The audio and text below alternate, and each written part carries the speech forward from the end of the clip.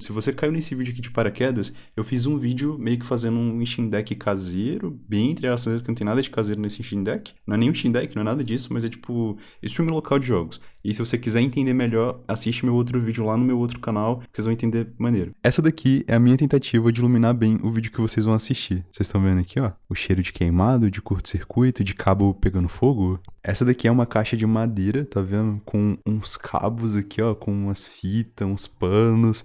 Ali dentro tem uma luz, estão vendo? Aqui é a minha blusa. E ali atrás tem uma luz um pouco amarelada pra poder dar um contraste legal. Aqui tem aquelas paradas de proteger o carro do sol pra tentar refletir a luz pra cá. Aqui do lado tá o meu computador, mas aqui, ó, eu botei uma madeira mais bonitinha, né? Pra vocês falarem, caramba, que bonito.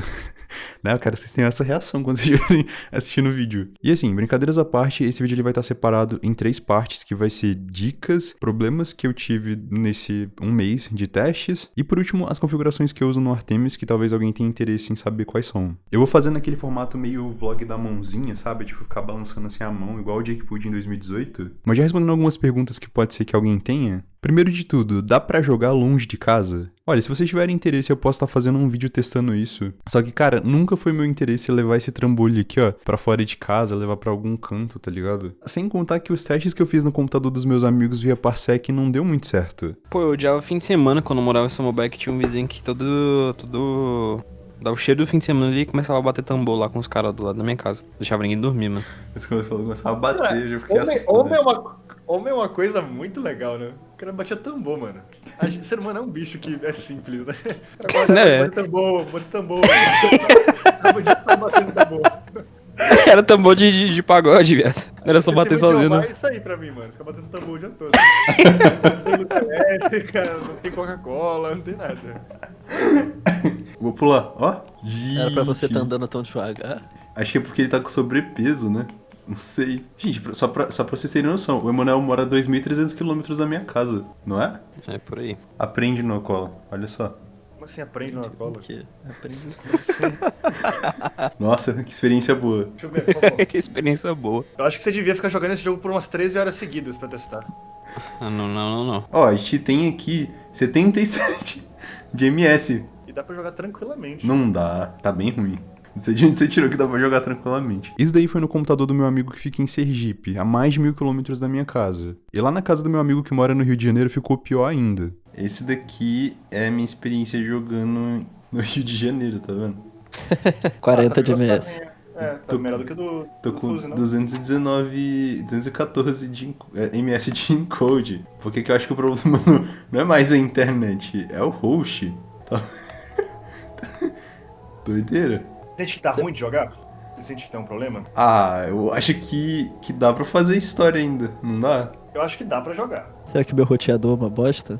Não, é encode, não é rede, ó. A sua rede tá enviando bem de boa, 35 ms. O problema tá entre o computador e a cadeira. Tá vendo ali, ó, o encode? Não vejo. Eu tô vendo mal lag. Bom, gente, Entre o computador e a cadeira. tá até escuro agora, o jogo tá muito de noite. É bom que dorme, né? Vou desconectar aqui. Eu acho que é porque eu tô com o Parsec muito mal configurado. Ah, eu também testei no 4G e olha só. Eu não recomendo. Pô, eu posso aprender a usar Tailscale, abrir portas no meu modem, mas só se alguém realmente quiser que eu faça isso, porque como eu não vou usar pra nada, eu nem procurei como que eu posso fazer isso. Segundo ponto que talvez alguém possa ter é se dá pra jogar aqueles jogos que precisam de um tempo de resposta afiado, sabe? Jogo de luta, Souls-like, essas coisas. E eu acho que se você tiver um celular decente e uma internet boa, até que dá. Não é a experiência ideal, mas sim, rola. Como vocês sabem, eu tenho aquele Galaxy A30s, inclusive é o que tá gravando esse vídeo agora, que ele é tipo do tempo dos antigos, sabe? 2019. Mas aqui em casa tem um A36, que é tipo 6 gerações mais moderno que ele. E eu testei e dá pra jogar surpreendentemente bem nele. Eu acho que é porque essas telas de 120 Hz ajudam muito no sensorial, tá ligado? Meu amigo Noah, que tem um S26, aquele celular que lançou esse ano, testou e falou pra mim que é super jogável mesmo que o celular dele seja Exynos e não um Snapdragon. Então assim, se você tem um celular bom e uma internet boa, vale a pena testar e ver aí se você consegue um delay baixo. Só por favor, não compra um celular pra isso, pelo amor de Deus. Enfim, né, vamos pro vídeo.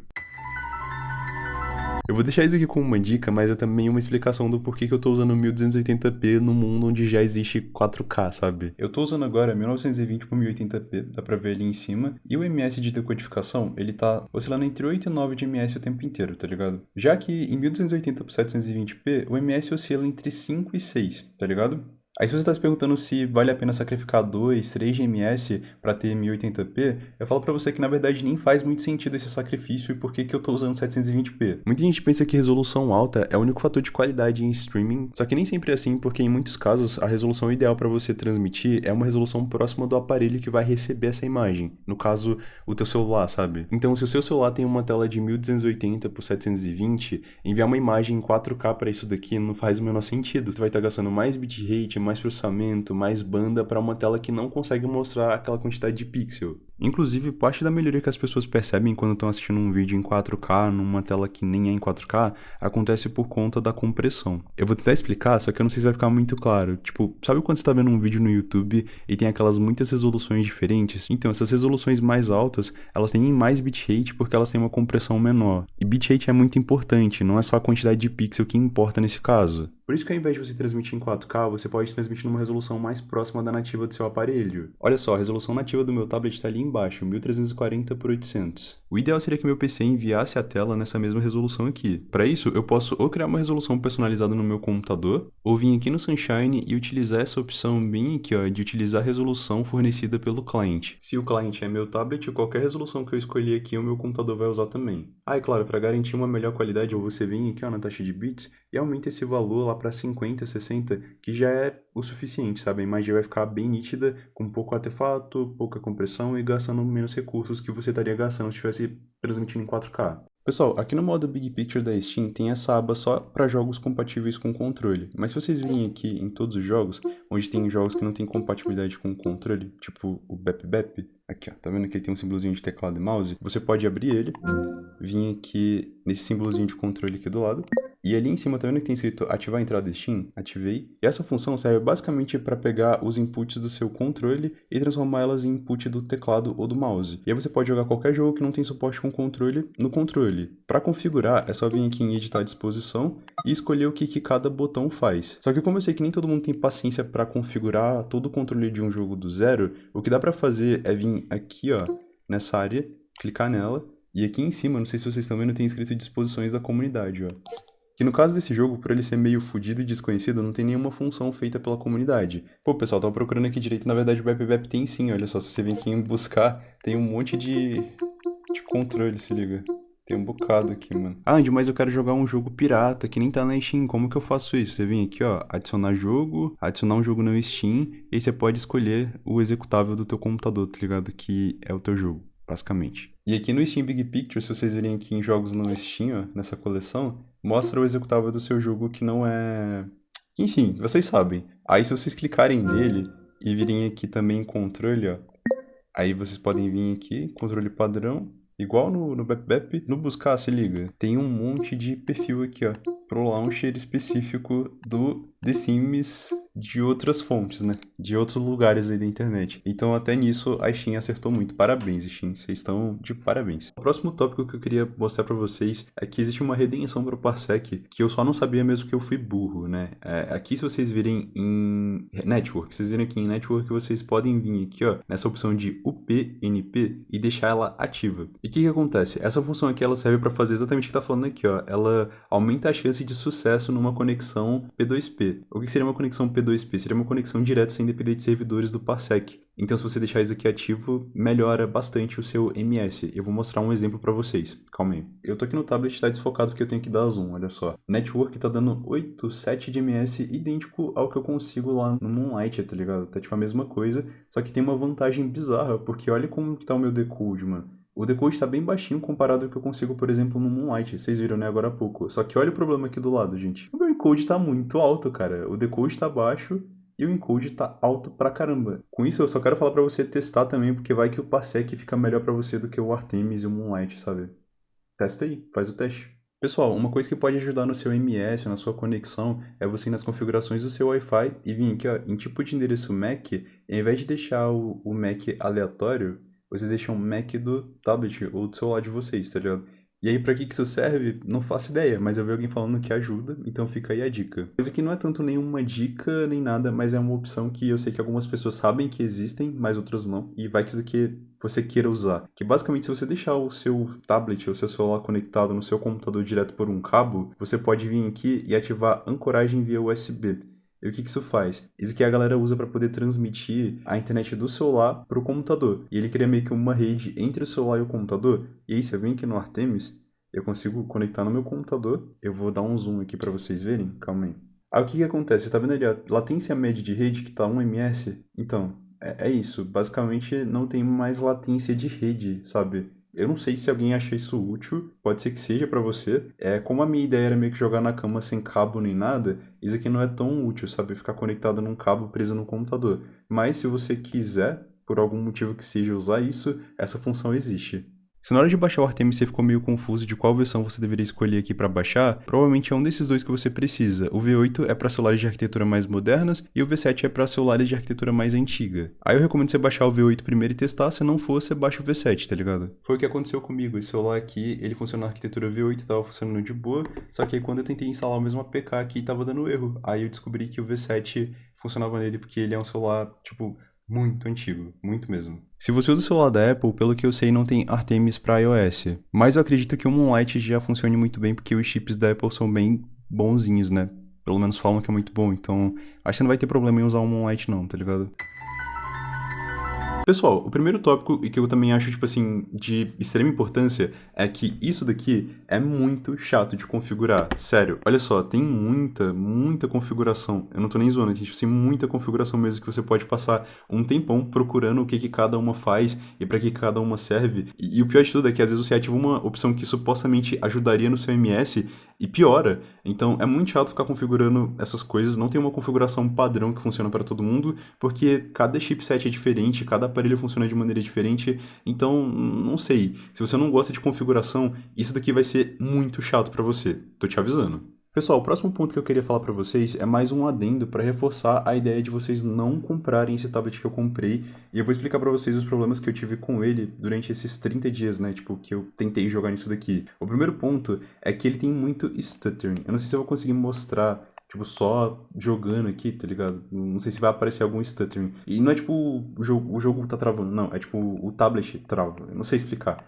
é estranho. Outra coisa, lembra dos 5, 6 GMS que eu tava batendo? Olha só, vocês estão vendo ali embaixo, ó, tempo médio de decodificação, 8.41 ms, tá vendo? 8.44, 46, 66, enfim. Cara, eu atualizei o meu Sunshine, eu não sei se foi a minha atualização do Sunshine, se foi alguma configuração que eu mexi, mas eu não consigo mais bater aquele ms que eu tava batendo. Mas eu tenho uma anomalia pra mostrar pra vocês, calma aí. Vocês estão vendo aí, né? 9 de ms e tal. Agora, olha só o que acontece quando eu começo a mexer bastante o meu mouse. Olha só, estou mexendo o meu mouse. Meu ms caiu para 5, tá vendo? Eu não sei explicar isso. Eu acho que talvez seja por conta da quantidade de movimento, a mudança de frame, o frame pacing. Pode ser qualquer coisa. Não sei, mas eu não consigo arrumar, não consigo ajustar, não sei o que tá acontecendo. Então, ó, parei de mexer o mouse. Meu ms voltou para 9. Ó, 10, agora tá pior. Enfim. Isso aqui é muita instabilidade pra minha cabeça. Eu tô preferindo jogar pelo meu celular mesmo, sabe? Eu não acho isso aqui legal. Eu não sei o que fazer com isso. Talvez em alguma outra atualização as coisas voltem ao normal, mas agora tá chato, tá ligado? Eu não recomendo esse tablet nunca. Não comprem isso daqui, por favor. Agora eu vou mostrar no meu celular pra vocês verem como que ficou o MS. Esse aqui é o celular e esse é o MS que eu bato com uma certa facilidade, tá ligado? Tá vendo? MS de decodificação. E ficou oscilando entre esses valores aí. Pessoal, não sei se vocês gostaram daquela anomalia, mas vou mostrar mais uma pra vocês. Olha só, vocês estão vendo aqui, né? 9 de ms e tal. Eu vou pegar o meu dedinho e eu irei apertar a minha tela, olha só. 7, 6 de ms, né? Vocês estão vendo que caiu bastante. Vou soltar, ó. 7, 8... 850, 9 de ms. Essa anomalia eu sei explicar bem por que ela acontece. Na verdade, é um sistema de otimização de bateria que tem em alguns sistemas de tablet, Android, etc. Que basicamente, quando você não está tocando ativamente na tela, ele usa menos da CPU para poder, sabe, trabalhar. Ele vê que não tem necessidade de você estar usando tanto a CPU e ele não deixa a parada trabalhar no máximo. E a única forma de burlar isso seria com root. Só que esse tablet aqui, ele não é rootável. Não dá pra dar root nele porque, enfim, ele tá no Android mais moderno, não dá pra retroceder Android porque ele tá no binário mais alto, tem mais um monte de coisa que eu passei muito tempo tentando resolver e não dá. Então eu não consigo utilizar o máximo de energia nele que eu quiser, porque ele tem um sistema de economia de energia basicamente nativo que não dá pra fazer nada quanto a isso. É isso. Esse é o Tab A9. Não comprem isso, por favor. Pessoal, existe uma coisa sobre esse controle que eu acho que vocês precisam saber, que eu tinha esquecido de falar no vídeo, mas que é bom que eu reforce aqui logo para vocês terem noção. Vocês estão vendo aqui que tá uma luzinha vermelha, né? Esse daqui é o modo Nintendo Switch, ou seja, o meu computador vai identificar o meu controle como se fosse um controle de Switch. Se eu apertar essa bolinha aqui e apertar B, ele vai mudar para o modo PlayStation, tá ligado? DualShock. Enfim, funciona também muito bem. Se eu mudo aqui a bolinha A, ele vai mudar para o modo Android. Não funciona direito no computador porque é feito para você conectar no celular, tá ligado? Mas o celular funciona perfeitamente bem. Mas o ponto que eu queria falar é sobre o bolinha X, ó, que é o modo de Xbox, que simplesmente não conecta de jeito nenhum no computador, tá ligado? Enfim, você vai ter dor de cabeça tentando conectar. Eu vi que outras pessoas também passaram por isso, e eu descobri que você precisa de um adaptador a mais para poder usar o modo Xbox. Mas se você conecta ele direto com um cabo no computador, olha só o que acontece. Ele vira basicamente o controle de Xbox funcionando perfeitamente. Para poder burlar isso e resolver, eu fiz o seguinte, eu vou mostrar para vocês. Eu baixei esse programa chamado DS4 Windows, como vocês estão vendo, está conectado no modo Switch, né, que é o que eu gosto de usar. Só que aí, se eu vim aqui no site, ó, que identifica controle, e eu mexer o meu controle, ele identifica tanto o controle de Switch aqui, como ele identifica também um controle de Xbox 360. Ou seja, ele converte os inputs do controle de Switch para um controle de Xbox 360 em tempo real, tá ligado? E aí é bem bom, né? Tipo, é uma parada legal. Fica aí a dica pra vocês. Usem esse programa, o DS4 Windows. Ele é maneiro, funciona perfeitamente bem. Já que a gente tá falando de controle, só pra reforçar, se você pensar em comprar um controle e você não quiser, tipo, comprar um controle muito caro, tipo esse daqui, porque ele não é barato, e quiser comprar, tipo, um mais baratinho como esse daqui, a minha recomendação é você não comprar esse, compra um Game Search 5 Lite. Ele é baratinho na Shopee e, enfim, ele tem uma qualidade parecida com essa daqui. Ela é tipo uma versão mais básica desse controle aqui, sabe? Só que ainda assim é muito boa, inclusive é USB-C. Pessoal, a primeira opção é a resolução, e ela não tem nenhum segredo, né? Tipo, quanto maior a resolução, você vai ter melhor qualidade de imagem, porém com mais gasto de processamento. E a minha recomendação vai ser vocês utilizarem a resolução nativa do celular ou do tablet de vocês e deixar essa mesma resolução lá no computador, pra ficar meio que sincronizado, né? Ficar perfeito. Não ficar com aquelas bordas pretas assim em volta durante a transmissão. Agora, sobre a taxa de quadros por segundo, também não tem muito segredo, né? Quanto mais FPS, mais fluidez. Quanto menor FPS, menos fluidez. Mas, claro, com custo de processamento.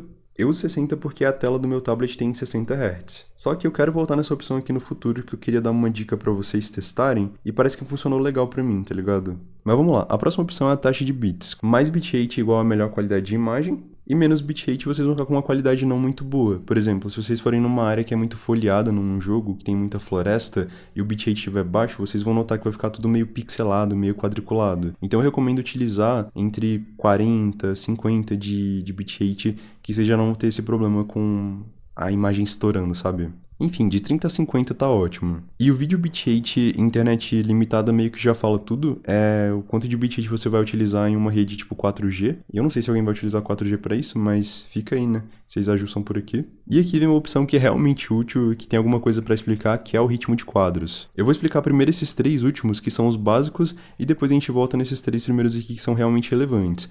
O balanceado já fala tudo, ele vai tentar encontrar uma média entre otimização e qualidade. Esse equilibrado com FPS, eu trouxe até uma colinha aqui, ó, pra eu poder ler, que ele tenta sincronizar o ritmo de renderização de quadros no limite de FPS que você estabeleceu, evitando que frames cheguem cedo ou tarde demais, gerando inconsistência. Eu não sei se ficou confuso, mas ele tenta fazer, tipo, o frame chegar no momento que a tela atualiza. Se você tem uma tela de 60 Hz, por exemplo, ela atualiza a cada 16.6 ms, se eu não me engano. Então, se o frame chega nesse exato momento, não fica inconsistente, fica perfeito. Eu acho que é isso que essa opção tenta fazer. Se eu tiver errado, me corrijam aí nos comentários. Agora, essa opção aqui, ó, de preferir vídeo mais suave, é basicamente você vai ter a imagem mais limpa possível. Só que ela vai ter um delay muito alto. Eu não recomendaria, a não ser que você vá assistir um filme, sabe? Agora, as opções que realmente importam. Essa opção de preferir baixa latência vai apresentar o frame assim que possível, priorizando um ms baixo em detrimento de, sei lá, suavidade, tá ligado? Em teoria, essa seria a melhor opção, mas como vocês estão vendo, tem outras duas aqui em cima, que é a Warp Drive e a Warp 2, que as duas são experimentais. E eu vou tentar explicar uma parada pra vocês, porque assim, no Android existe uma coisa chamada coreógrafo. Em inglês é choreographer, só que eu tô com medo de pronunciar errado, então eu vou ficar chamando de coreógrafo. Que basicamente sincroniza o processamento dos frames a cada atualização da tela. Se a sua tela tem 60 Hz, como eu já disse, ela vai atualizar a cada 16.6 ms. E quem decide quando que cada coisa pode ser desenhada na tela a cada atualização é o coreógrafo. Isso é importante porque esse modo Warp Drive ele ignora esse sincronismo padrão do Android, acelerando a entrega dos quadros para a tela assim que o quadro chega já na próxima atualização, sem precisar da permissão do coreógrafo, porque ele meio que é um V-Sync, tá ligado? Ele tenta sincronizar as coisas para ficar bonitinho. O Warp Drive não, ele chegou, na próxima atualização já vai mostrar o quadro. Ele é tipo um modo de alta prioridade. E a consequência disso pode ser screen tearing, stutter, só que claro com a vantagem de reduzir bastante o ms. Já esse Warp 2 faz a mesma coisa, só que ele é um pouco mais agressivo. E essas duas opções apresentam um ms menor que o preferir baixa latência, porque ele depende do coreógrafo para poder tomar ação. Eu mesmo uso o Warp 2 e funciona legal para mim. Vamos lá, a próxima opção é esse LFR aqui experimental, que eu não sei o que essa sigla significa, mas em resumo, imagina que seu PC está enviando 60 quadros por segundo para o seu celular. Se seu Wi-Fi der uma oscilada, der um spike, todos esses frames eles acabam chegando atrasados. O que o Artemis faz normalmente nessa situação é criar uma fila para apresentar os quadros mesmo que eles estejam atrasados. Obviamente que nem todos porque tem um buffer limitado para isso. E essa fila apresentando quadros atrasados é o que cria aquela sensação de input lag, de assincronia, sabe? Então, o que o LFR faz é pegar todos esses frames que estão na fila e jogar eles fora. Então, na próxima atualização que a tela tiver, ela vai apresentar o frame mais recente que tiver chegado. E é isso que tira aquela sensação de assincronia que eu falei. Porém, se a sua internet for muito instável, você vai sentir umas piscadas, sabe? Uns stutter, não sei. Agora, sobre essa opção aqui de baixo, ó, o Type V-Sync, é o seguinte, o Android ele tem uma janela de tolerância grande para apresentar os frames na tela. Tipo, se um frame ele chega atrasado, na próxima atualização ele é apresentado. Se um frame chega cedo demais, ele fica numa fila esperando até a próxima atualização para ele ser apresentado também. O que o Type V-Sync faz é deixar essa janela de tolerância muito baixa. Então ele vai apresentar só os frames que chegaram no momento ideal, descartando os frames que chegaram antes ou depois. O problema é que se sua internet for instável, que é o mesmo BO do LFR, você vai ter frame drop, você vai ter stutter, sabe?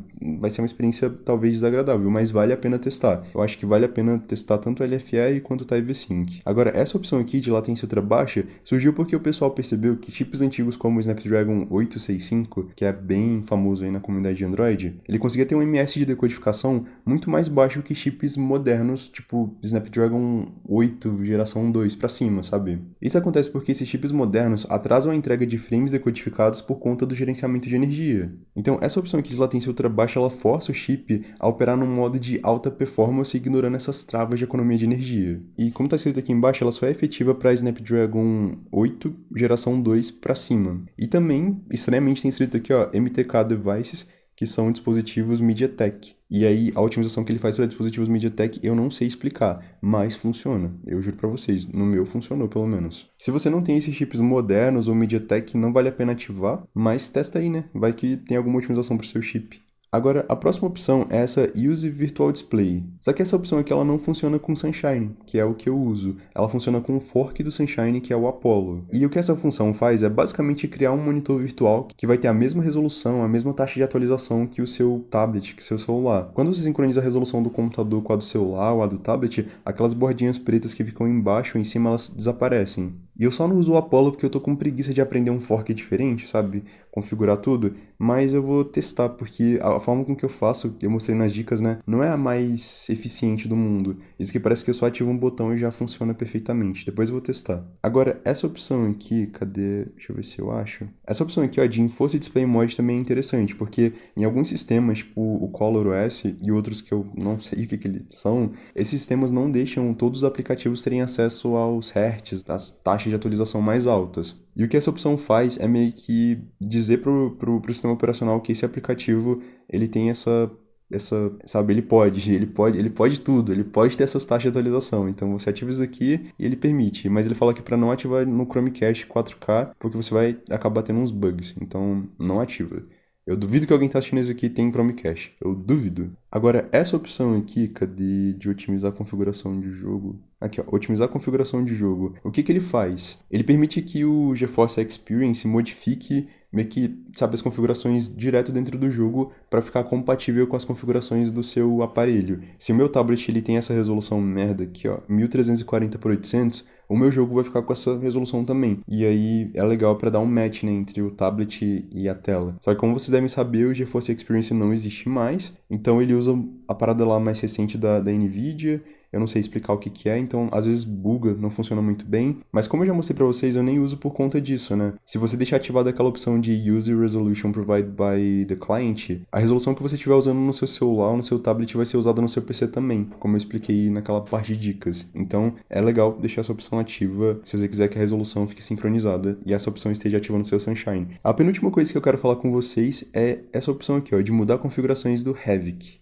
Nessa opção você decide qual codec que seu computador vai utilizar para poder comprimir o vídeo da tela do computador e enviar para o celular. E cada um desses codecs aqui tem vantagens e desvantagens, eu vou explicá-los para vocês. O H264 é um formato meio que universal, ele funciona em qualquer aparelho. Só que ele gasta bastante internet, porque para ter uma qualidade legal de vídeo você vai precisar usar bastante bitrate. Diferente do H265, que no caso é o Havik aqui, né? Que já consegue entregar uma qualidade melhor, mesmo com bitrate mais baixo. Aí você pode falar, pô, mas ele não tem vantagem nenhuma, né, usar o H264. Talvez tenha porque nem todo chip tem suporte para Havik. Na verdade, hoje em dia qualquer chip deve ter suporte para Havik, né? É porque antigamente não tinha tanto suporte. Já o AV1, por outro lado, é realmente um codec que poucos celulares hoje em dia conseguem decodificar, já que ele depende de chips modernos para poder fazer isso. E claro, ele é ainda mais otimizado que o Havik, né? Precisa de pouco bitrate para poder enviar uma qualidade legal. Só que qual que é a brisa? O H264 usa pouco do seu computador para poder encodificar. O Havik usa mais ou menos. E o AV1 usa relativamente bastante do seu computador, né? Da sua placa de vídeo para poder encodificar. Então tem esse trade-off aí, sabe?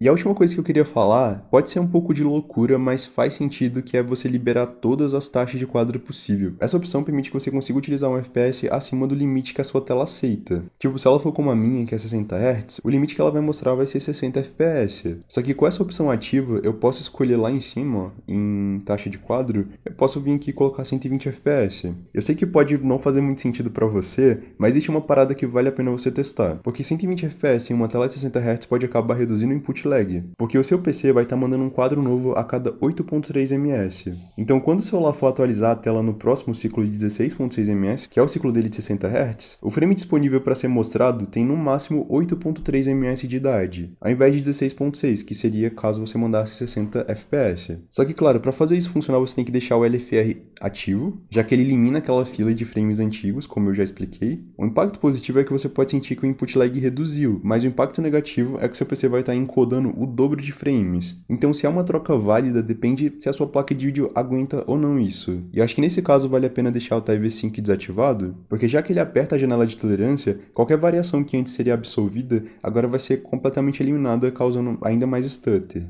Ah, é claro, se você quiser utilizar isso, você vai ter que desativar o Virtual Display, já que ele faz aquela sincronização de resolução e taxa de atualização entre o computador e o celular. E eu acho que essas são as opções que eu acho relevante comentar. Se vocês tiverem alguma dica, ou se vocês acham que eu falei alguma coisa errada, deixem nos comentários para ajudar outras pessoas, né? Para elas não ficarem confusas. E é isso.